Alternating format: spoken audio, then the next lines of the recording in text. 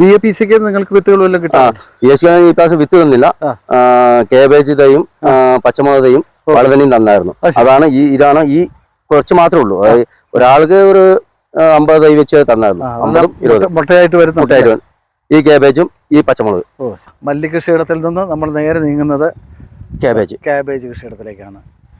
Cabbage കൃഷിയുടെ പ്രത്യേകത എന്താണ് ശ്രീ മനോഹരൻ? കേബേജ് അതുപോലെ തന്നെ കേബേജ് നമുക്ക് 30 ദിവസം തൈ പായി വെക്കണം. അത് കഴിഞ്ഞിട്ടാണ് നടുന്നത്. ശരി.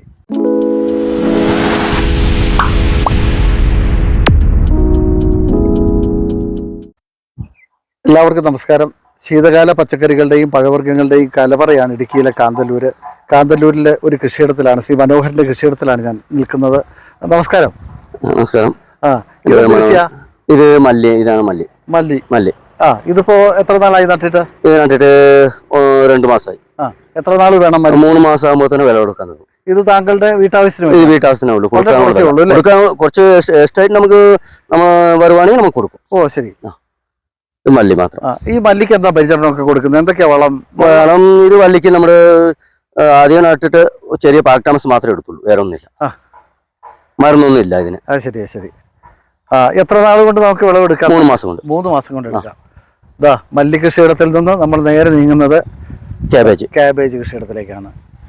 ക്യാബേജ് കൃഷിയുടെ പ്രത്യേകത എന്താണ് ശ്രീ മനോഹരൻ? കേബേജ് അതുപോലെ തന്നെ കേബേജ് നമുക്ക് 30 ദിവസം തൈ പായി വെക്കണം. അത് കഴിഞ്ഞിട്ടാണ് നടുന്നത്. ശരി. തൈ തനിച്ച് വെച്ചിട്ട്. ഇതിന്റെ തൈകളൊക്കെ എവിടെ നിന്നാണ് കിട്ടിയത്? തൈയില്ല, വിത്താണ് മേടിക്കുന്നത്. വിത്ത് എവിടെ നിന്ന് കിട്ടി? വിത്ത് നമുക്ക് ഒന്ന് തമിഴ്നാട് പോകണം, അല്ലെങ്കിൽ ഇവിടുത്തെ ലോക്കൽ കച്ചവടക്കാരുടെ വിത്ത് കിട്ടും. അപ്പൊ ഇതിപ്പോ നട്ടിട്ട് എത്ര നാളായി? ഇത് നട്ടിട്ട് 50 ദിവസമായി. എത്ര നാൾ കഴിയുമ്പോഴേക്കും ഇത് ക്യാബേജിന്റെ 70-80 ദിവസം ആകുമ്പോൾ വിളവെടുപ്പാവും. അപ്പൊ ഇതിങ്ങനെ കൂടി, അതായത് ഇപ്പൊ ഇതിങ്ങനെ വരുന്നുണ്ടല്ലോ. ഇത് ഇപ്പൊ അവിടെ കുറച്ചും കൂടി ആയിട്ടുണ്ടല്ലേ? അവിടെ വെളുപ്പുണ്ട്. ശരി. അപ്പൊ നനയ്ക്കണോ അല്ലേ? ഇത് നനയ്ക്കണം.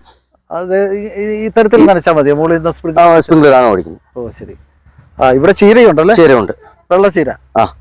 പാലക്ക് ചീര. ഇത് മാർക്കറ്റ് ചെയ്യാൻ പറ്റും? ഇല്ല, മാർക്കറ്റ് ചെയ്യാം. ഇവിടെ ആരും മാർക്കറ്റ് ഒന്നും ചെയ്യുന്നില്ല. ഇത് നമ്മുടെ വീട്ടാവശ്യത്തിന് മാത്രമേ ഉള്ളൂ. സൈഡിൽ കൂടി വെച്ചേക്കാം. ശരി. നമ്മൾ കടയ്ക്ക് മേടിക്കേണ്ട ആവശ്യമില്ലല്ലോ, നമ്മൾ വീട്ടാവശ്യത്തിന് മാത്രമേ ഉള്ളൂ. ശരി. അപ്പൊ ക്യാബേജ് ഇവിടെ താഴെയുള്ള കണ്ടത്തിൽ ഇതെന്താ? അത് വെളുത്തുള്ളി. വെളുത്തുള്ളിയുടെ ഒരു പ്രത്യേകത എന്താ? ഇവിടെ വെളുത്തുള്ളി നന്നായിട്ട് വിളയും. വെളുത്തുള്ളിയല്ലേ ഇവിടെ കൂടുതൽ ഫേമസ്. കാന്തല്ലൂർ വെളുത്തുള്ളിയല്ലേ, നല്ല ഇതുണ്ട്, ഓയിലിന്റെ ഇതുണ്ട്. ഇവിടെ ആകുമ്പോൾ നല്ല ഇതിന്റെ ഒരു അംശമുണ്ട്. ശരി. കാന്തല്ലൂർ വെളുത്തുള്ളിക്ക് നല്ല എരിവും എരിവ് കൂടുതലുണ്ട്. ഇതിന് ഈ ഒരു വെളുത്തുള്ളി നല്ല എരിവുണ്ട്. അതുകൊണ്ട് ഇവിടുത്തെ വെളുത്തുള്ളിയാണ് കൂടുതൽ ആൾക്കാർ മേടിക്കുന്നത്. കസ്റ്റമർ വരുമ്പോൾ ഇതിന് നല്ല ഡിമാൻഡ് ഉണ്ട്. ഈ നട്ടിട്ട് അധികം നാളായോ? ഇപ്പൊ ഇത് 60 ദിവസമായി. എത്ര ദിവസം കഴിയുമ്പോൾ? 90 ദിവസം ആകുമ്പോൾ തന്നെ ഇത് എടുക്കാം. 90-100 ദിവസം ആകുമ്പോൾ എടുക്കാം. ശരി. വെളുത്തുള്ളി. അപ്പൊ ഇത് കാന്തല്ലൂർ വെളുത്തുള്ളി. ഇപ്പുറത്തേക്ക് നീങ്ങുമ്പോൾ അത് മുരിങ്ങ ബീൻസ്. ശരി. ഇത് 60 ദിവസം വിളവെടുപ്പ് എടുക്കാം. ശരി. ശ്രീ മനോഹരന്റെ കൃഷിയിടത്തിലേക്ക് വരുമ്പോൾ ഏതാണ്ട് കാന്തല്ലൂരിൽ വിളയുന്ന എല്ലാത്തരം കൃഷികളും ഉണ്ട്. മുരിങ്ങ ബീൻസ് ഉണ്ട്, ക്യാബേജ് ഉണ്ട്, വെളുത്തുള്ളി ഉണ്ട്, മല്ലി ഉണ്ട്, ചീരയുണ്ട്. ഇനി ഇങ്ങോട്ട് നീങ്ങുമ്പോൾ ക്യാരറ്റ് എത്ര നാളായി നട്ടിട്ട്? ഇത് നട്ടിട്ട് 30 ദിവസമായിട്ടുള്ളൂ. ഇത് വിളവെടുക്കാൻ എത്ര നാൾ കഴിയണം?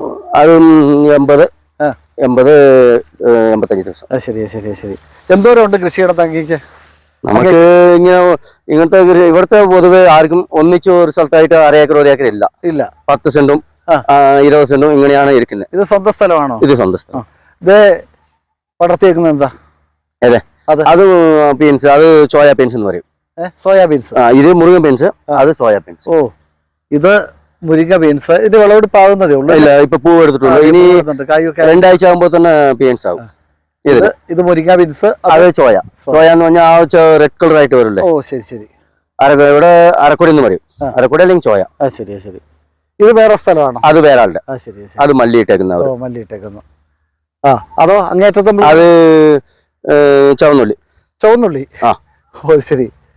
അപ്പോ ചുവന്നുള്ളി കൃഷി ഉൾപ്പെടെ എല്ലാ കൃഷിയും കുറേശ്ശെ ആണെങ്കിലും ശ്രീ മനോഹരന്റെ കൃഷിയിടത്തിലുണ്ട്. എല്ലാം നട്ട് നനച്ച് പരിപാലിക്കുന്ന ഈ കർഷകൻ ഒറ്റയ്ക്കാണ്? വേറെ ആരെ സഹായിക്കാൻ? അമ്മയുണ്ട്, പെണ്ണുങ്ങളുണ്ട്. അമ്മയും ഭാര്യയും ഉണ്ട്. അപ്പോൾ എന്തായാലും കൃഷിയുടെ കാഴ്ച വളരെ സന്തോഷം നൽകുന്ന ഒരു കാഴ്ചയാണ് കാന്തല്ലൂരിൽ. എന്തൊക്കെയാണ് പ്രതിസന്ധികളുള്ളത്, ബുദ്ധിമുട്ടുള്ളത്? മൃഗങ്ങളുടെ ശല്യമാണ്. എനിക്ക് ഏറ്റവും ബുദ്ധിമുട്ടുള്ളത് മൃഗങ്ങളുടെ ശല്യം. കാട്ടുമൃഗങ്ങളുടെ ശല്യം മാത്രമേ ഉള്ളൂ. പിന്നെ ബാക്കി കാലാവസ്ഥ പോലും അത്രയും നമുക്ക് മോശമല്ല. മൃഗങ്ങളുടെ ശല്യമാണ് ഭയങ്കര ബുദ്ധിമുട്ട്. അത് മാത്രം നമുക്ക് സർക്കാർ എന്തെങ്കിലും ചെയ്തു കൊടുക്കുവാണെങ്കിൽ നന്നായിട്ട്. ഏതൊക്കെ മൃഗങ്ങളാണ് വരുന്നത്? മൃഗങ്ങൾ കാട്ടുപോത്തുണ്ട്, ആനയുടെ ശല്യമുണ്ട്, കുരങ്ങ്. ഇത് മൂന്ന് മാത്രമേ ഉള്ളൂ.